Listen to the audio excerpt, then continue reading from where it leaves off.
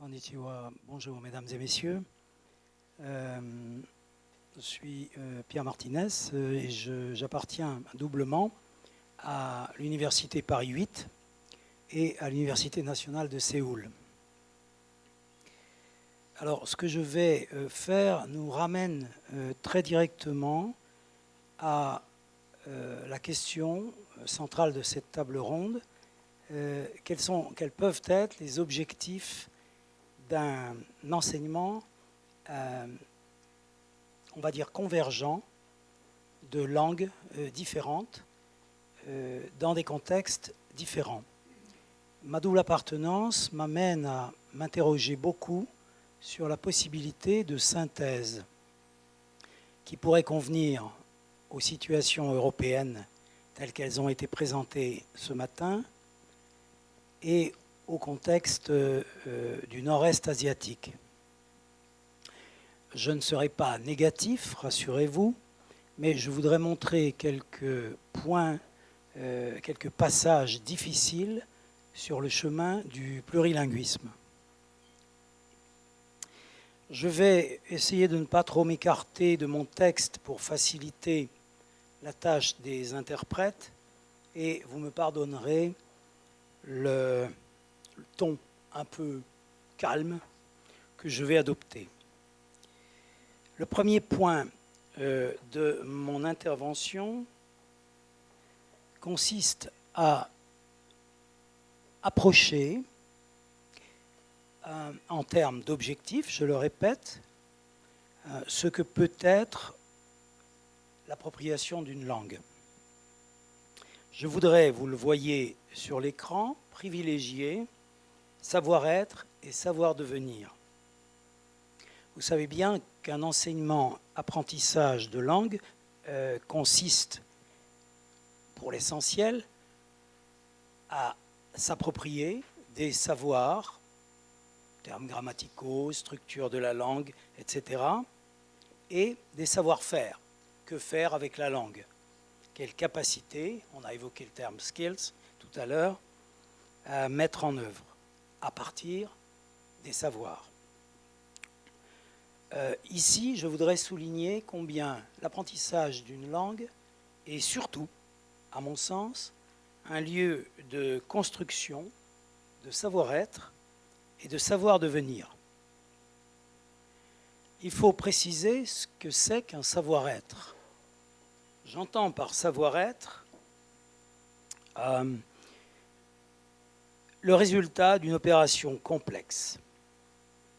Sachant que la structure cognitive, comportementale, sociale, culturelle et imaginative de l'apprenant est modifiée en profondeur par l'appropriation d'un système linguistique nouveau, je voudrais définir savoir-être comme la construction, la nouvelle construction, l'évolution de la construction d'un individu comme totalité et comme identité. Et c'est pour nous, pour moi, un objet éducatif fondamental. J'entends ensuite par savoir-devenir ce que l'apprenant acquiert dans la déstructuration et la restructuration de ses habitudes langagières et interactionnelles, c'est-à-dire une compétence durable à la résilience, une plus grande capacité à envisager de nouvelles rencontres et de nouveaux inputs. Cette tension vers l'autonomie et la décentration future en société est un deuxième objectif essentiel pour moi. Il rejoint dans une certaine mesure ce que M. Yamazaki appelait tout à l'heure développement humain. En conclusion sur ce point, ce sont l'identité et la capacité au changement et à l'adaptation, impliquées dans l'expérience d'une langue nouvelle, que je voudrais mettre en avant comme un horizon d'attente pour l'apprentissage des langues, que ce soit avec ou sans le CECR. Le deuxième point que je soulèverai est le suivant. On observe généralement un certain malaise dans l'enseignement des langues. les maux dont souffre l'enseignement des langues étrangères dans beaucoup de contextes sont généralement connus comme relevant d'un ordre différent, qui n'est pas de l'ordre des objectifs, mais des conditions de mise en œuvre. Un inspecteur de l'éducation français, dans une conférence il y a quelques années, les pointait du doigt ainsi. Voici quelques points soulignés. La faiblesse de la motivation des élèves, l'absence de confiance des élèves dans leurs compétences, une évaluation insuffisante, une distinction insuffisante entre les activités langagières, une exposition insuffisante à la langue avec un environnement peu favorable aux langues, l'hétérogénéité dans les classes de langue, et enfin, encore une fois, la validité insuffisante de l'évaluation, une redondance due à la citation. Il s'agit d'un inspecteur, je le répète, français, qui a beaucoup contribué justement à la réflexion sur le cadre européen, et qui est intervenu, je crois, ici, d'ailleurs, il y a 2 ou 3 ans. Alors, après des années de réformes, avec des programmes qui sont en constante évolution, des investissements considérables en matériel nouveau, en manuel notamment, renouvelés fréquemment, en équipement informatique, avec une mobilité européenne importante désormais, et une formation continue des enseignants qui existent, assurément, un tel aveu, à mon sens, revient, dans une certaine mesure, à admettre un relatif échec. Nous sommes en France en 2007, à ce moment-là. Alors, si les lacunes sont réelles, et tout le monde en convient, et peut-être retrouverez-vous certains des problèmes que vous rencontrez, on peut dire que des solutions sont à disposition pour la plupart des mots qui sont énumérés ici. Des solutions en termes de méthodologie, de moyens matériels, de dispositifs éducatifs. Ce qui manque, selon moi, ce n'est pas une boîte à outils, c'est autre chose. C'est une philosophie de l'apprentissage des langues vivantes. En termes de philosophie, le cadre européen nous offre d'indubitables avancées. Regardons notamment le cas de la diversification qui constitue l'une de ces lignes de force. Si on parle du projet européen en la matière, en évoquant juste cet aspect, avec un cadre européen qui est paru il y a plus de 10 ans, on peut regarder un petit peu la situation de plus près et voir que le contexte européen, 27 pays membres, peut-être une trentaine de langues maintenant, est complexe. On est dans ce qu'on appelle, dans ce qu'un chercheur, un sociologue, anthropologue, Vertovec appelait une super diversité, c'est-à-dire une diversification de la diversité telle à travers les réseaux sociaux, la migration, les microcosmes, micro-communautés dont nos sociétés modernes sont particulièrement riches. On observe à travers cette hyperdiversité ou superdiversité que l'action va être de plus en plus difficile et la compréhension de plus en plus faible, labile. Parce que, d'un autre côté, on observe des mouvements tendant à l'homogénéisation ou à la standardisation qui posent de réels problèmes à ceux qui se voudraient les tenants d'une certaine diversité. Regardons les choses concrètement. Voici quelle est la proposition en termes d'offres de formation dans le système éducatif français, pour ne parler que de lui, au cycle 3 de l'élémentaire, c'est-à-dire avec les enfants. En 2001, l'allemand, puisqu'il y a un enseignement précoce des langues mis en place, était choisi par 18,6% des élèves. Je vous laisse regarder le tableau. Il ne l'est plus en 2009 que par 9%. la moitié. L'anglais est archi majoritaire. Les autres langues stagnent. Aucune diversification au niveau de l'élémentaire. Second degré.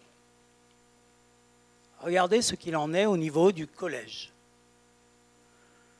L'allemand, qui était étudié par 15% des élèves, l'est actuellement par 18%. Petit progrès. L'anglais reste stable à 97% ou 95%.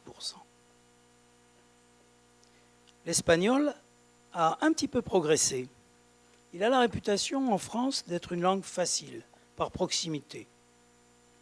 Je doute fort que d'autres facteurs aient pu jouer.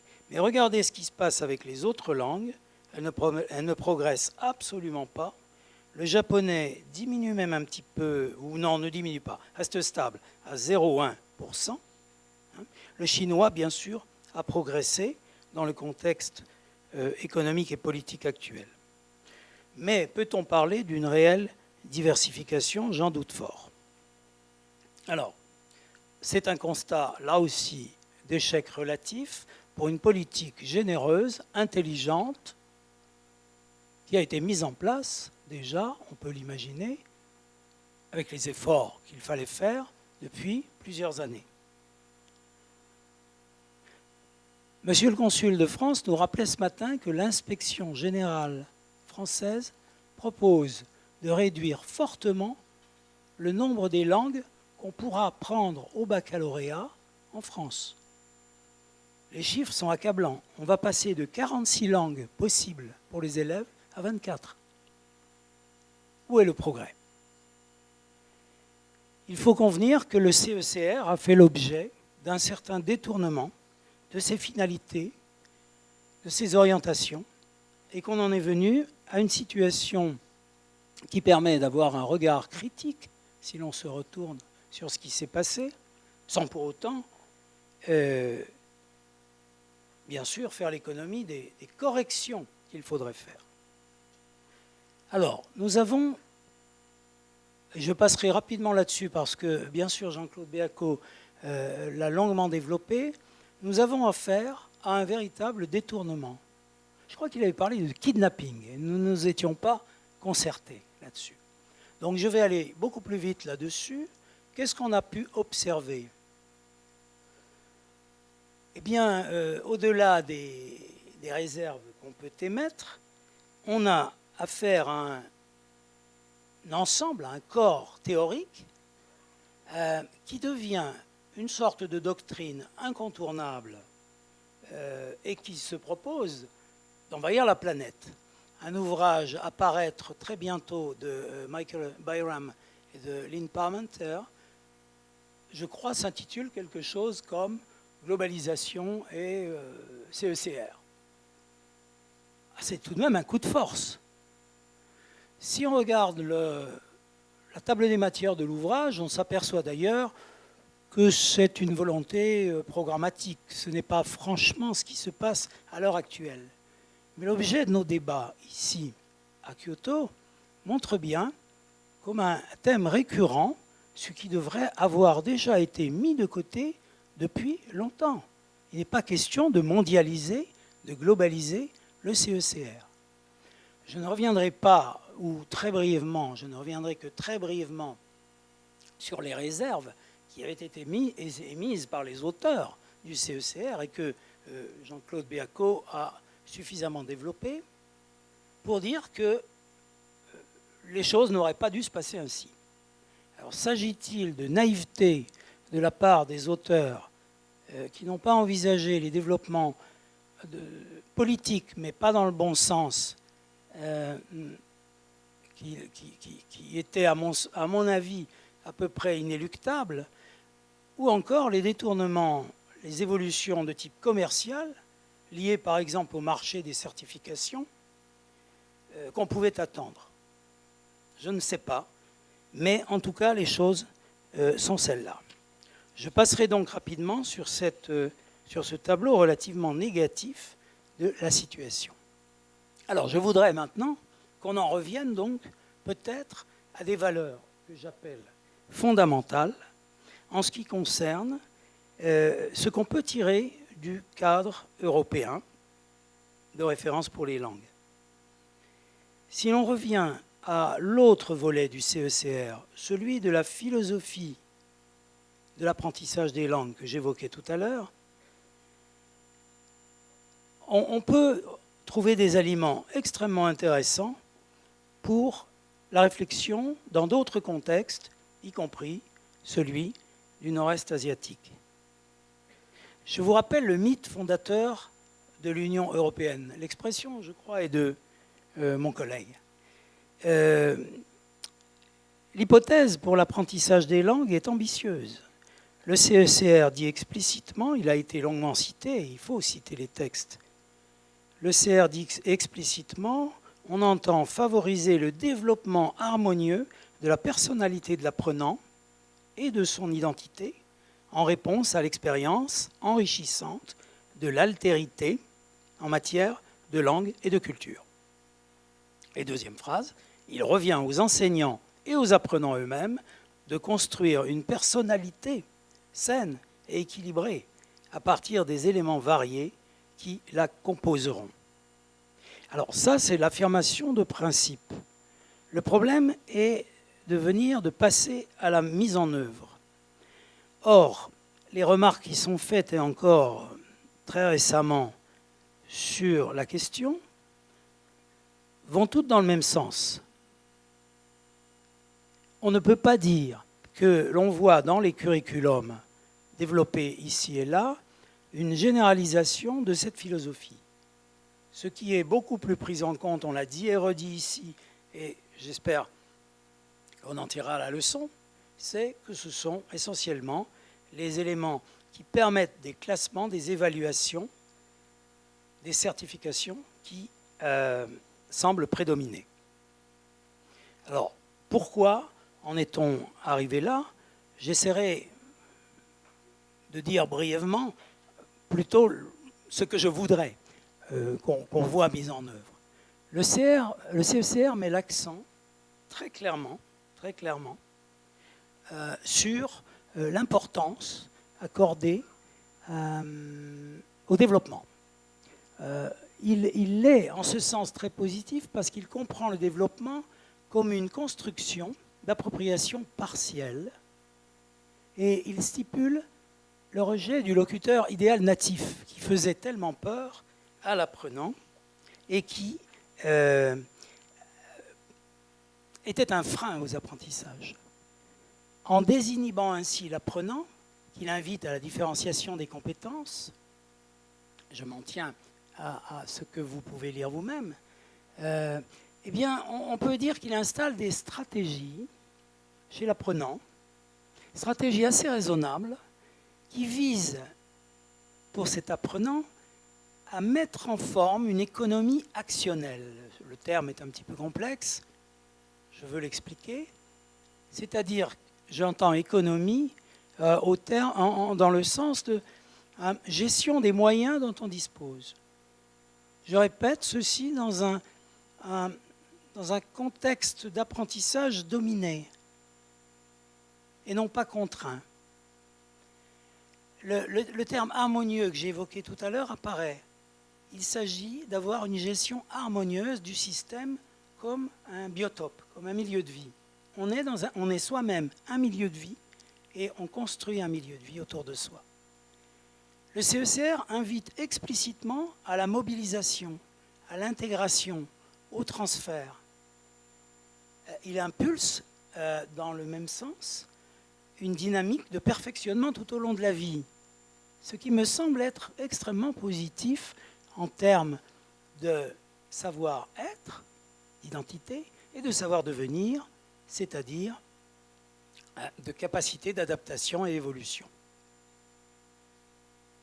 Je crois que cette espèce d'ingénierie de compétences de l'individu lui-même est quelque chose qui n'apparaissait pas assez clairement et que, à mon avis, le CECR a fait mieux comprendre.